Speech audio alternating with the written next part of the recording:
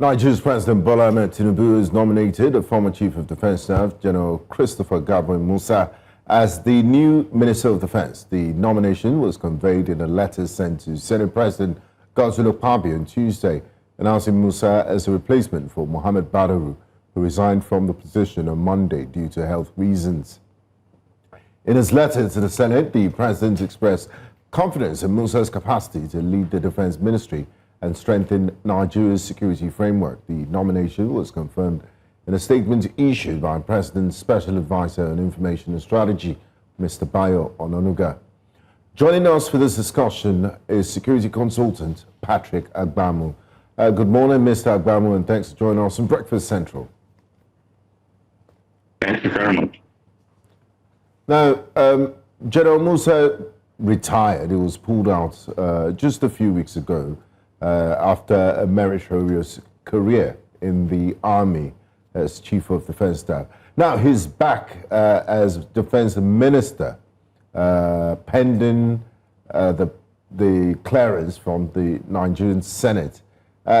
This seems to be a bold recalibration of Nigeria's defence strategy. Or do you think it's a knee-jerk reaction to mounting insecurity? What do you make of his appointment? Yeah, thank you. The appointment, I must say, is the most fitted for the most fitted appointment, I would say, that the Mr. President Bola Tinubu has made since his assumption of office.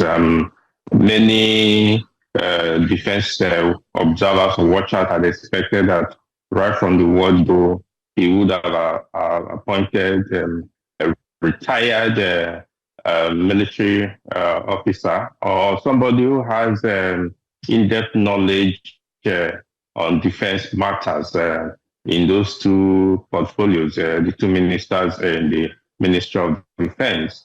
In fact, some people had even been clamored that people like Lieutenant General Tuku Buratai should have been there. But most of us were surprised when the two personalities that were announced as ministers for defense were given that office. And seriously speaking, it had created a lot of gap in the fight against insecurity in Nigeria. So I believe that the president have done the right thing right now. Going back to correct the initial wrong is something that something that we must applaud. I mean, as a security expert, General Musa is one general that has always spoken tough about taking the fight to the terrorists. And he's never one that possibly will look at ensuring that there's a non-kinetic approach to all of these things. How do you think his appointment will, in other words, stir confidence in the soldiers who are on the battlefield? And how do you think his appointment will also help galvanize all the support he needs to ensure that Nigeria is free from these terrorist acts? Yeah, General Musa is coming with a wealth of experience being the immediate past Chief of Defence Staff, and most fittingly he was the theatre commander of Northeast Joint Task Operation Hadinkai in the Northeast, and where he did, in fact, it was a turning point in the fight there because during his time, the terrorists were forced to voluntarily surrender. That, as we speak, over 135,000 of these terrorists had come out of the various locations, and with their family members and equipment, with their fighting equipment, and that has reduced the number of the strength of these terrorists. So his appointment now is going to take it further, and it's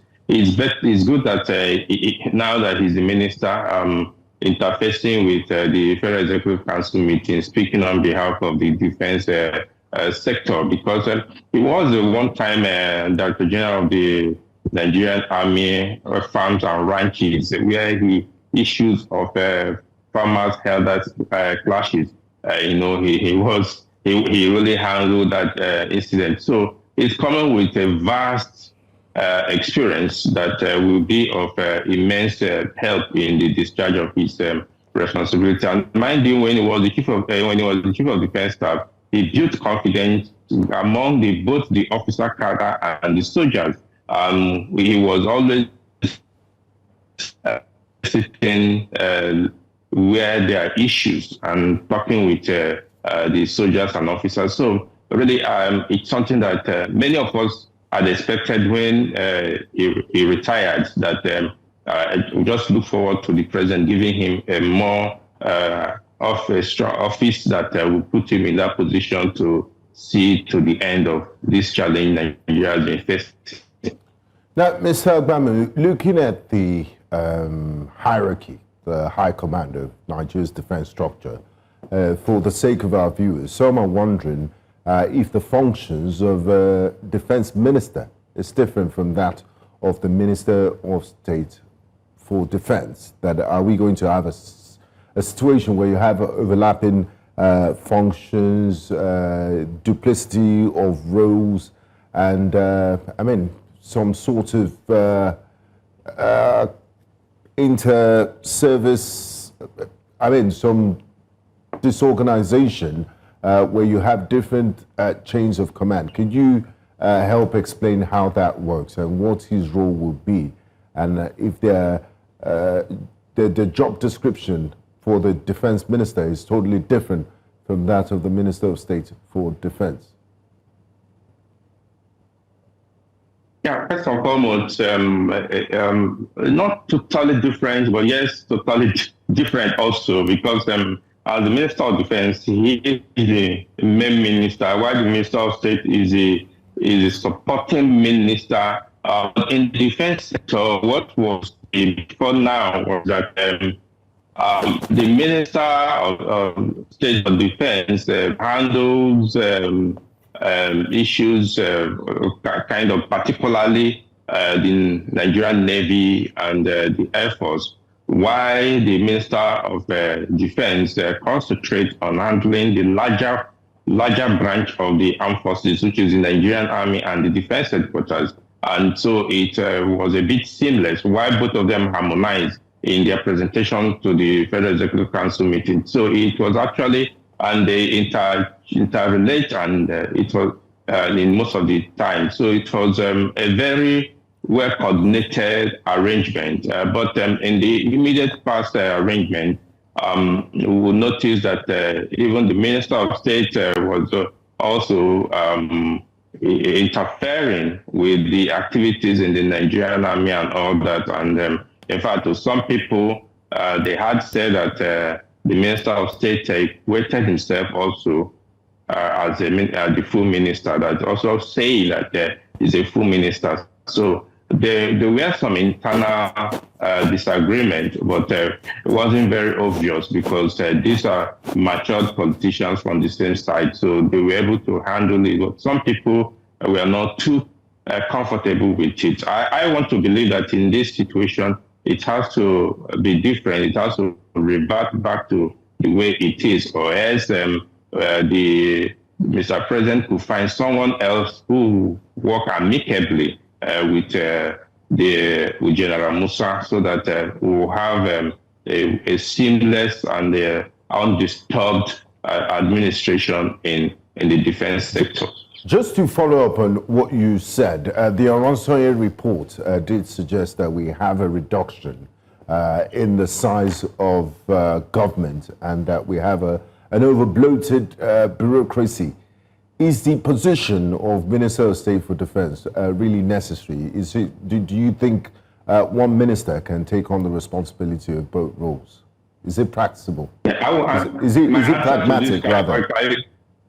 Yeah, my answer to this would be categorically being office is not necessary. I think that it's just a part of creating opportunity for more of people to occupy a political office and maybe to satisfy the required constitutional requirement of each state producing a minister and all that. So I think that really is it. And in this period where Nigeria of paucity of funds, I believe that should be revisited urgently so that we can have a save some funds and make things much better.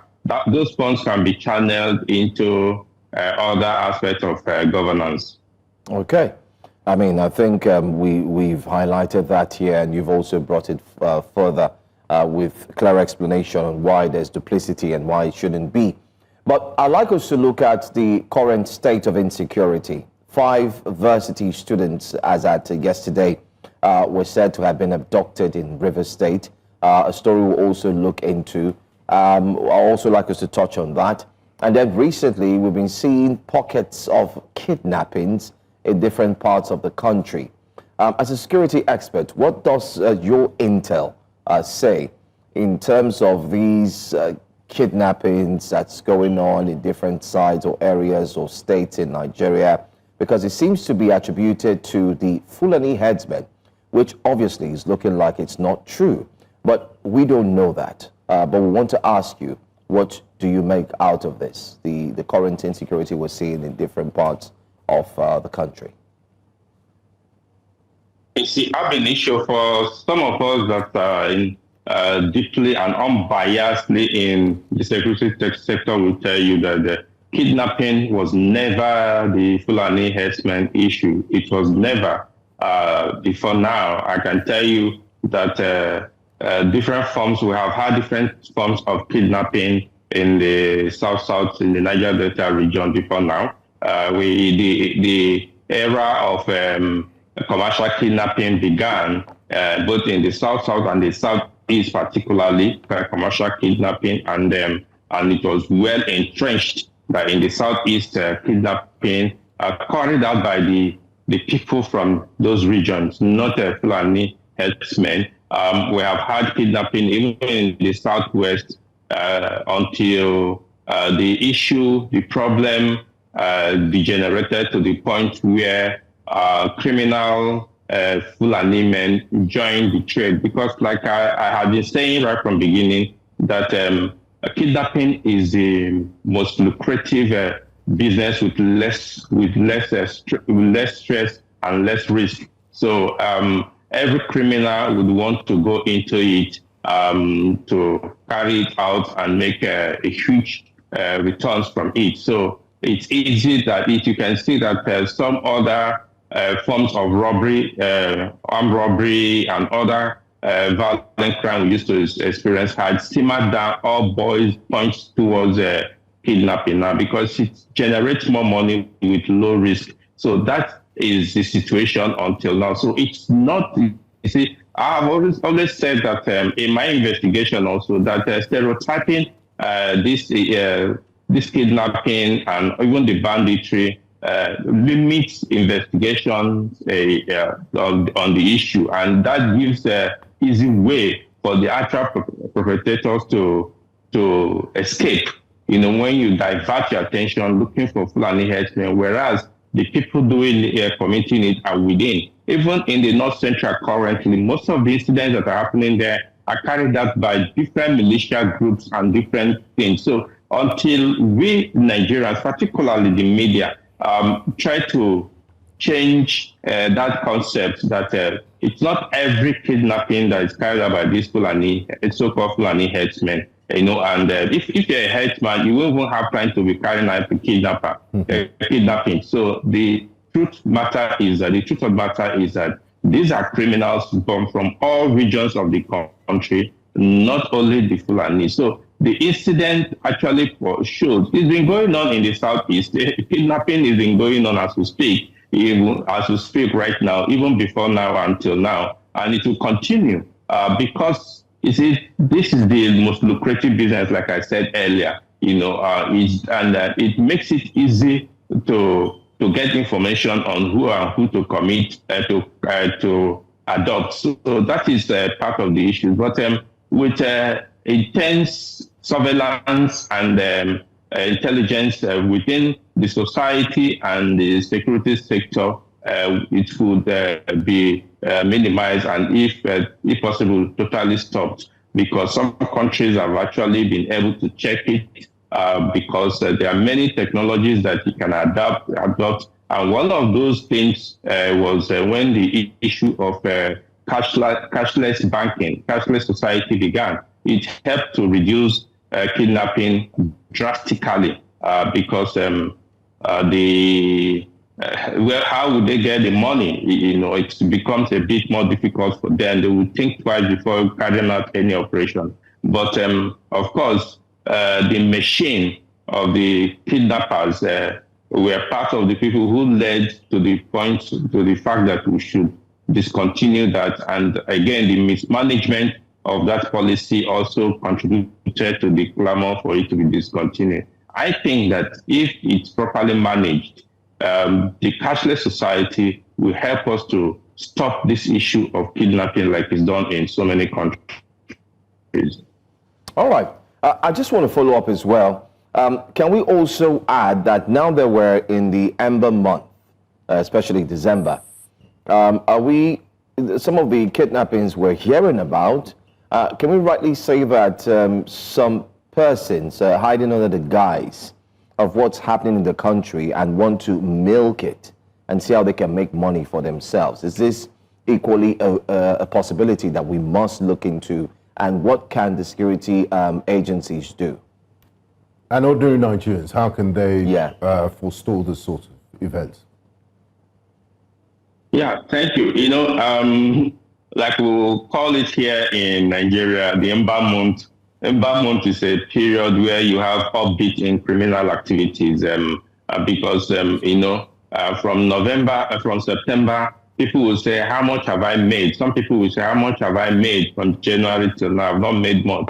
And by December, I'm going to paint the town red. So I must make more money. For those doing legitimate business, how much can they make if they've not made enough at that time? So they will depend on their earnings to be able to survive, and they will plan according to what they're earning. But so many people will want to go into criminal activities. Even criminals will intensify their operations. So, and that is why they are usually upbeat in criminal activities at this period. And it's going to get worse, I must tell you, this period, because Nigerians still have not developed so much security consciousness as we speak. We need people to develop security consciousness while you are preparing for your end of year festivities. Prepare with moderation. That is one thing about what they need to do. And don't be loud in whatever you are doing, because there are people who are looking at you and saying, oh, why can't I do this also? And somebody will be telling somebody else that this guy has gotten some money, or this lady has gotten some money, and that person will pass it to another person. And before you know it, it gets to the wrong hands. And you are traveling and you are disclosing your movements and all that. It's a very bad idea to do. Even those who are affluent and they have domestic health and they have drivers and are not treating them well, and those domestic health and drivers will see you with so much funds, so much cash displaying. Okay. This is a period where information can be passed against you, and you have to be careful. Why security agencies, particularly the Nigerian police, have operationalized the Ember month operations all over the country to improve security arrangements.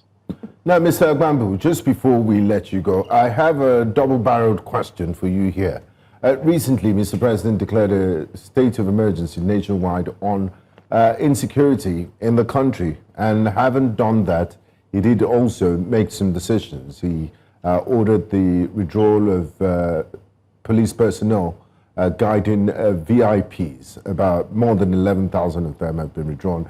He also ordered the recruitment of 30,000 new men into the Nigerian police. The first leg of my question is, does this move the needle in the battle for insecurity in any way? And number two, this new recruit with little experience, the new 30,000 policemen that will be added to the Nigerian police force? Are they going to be deployed to the front lines? How does it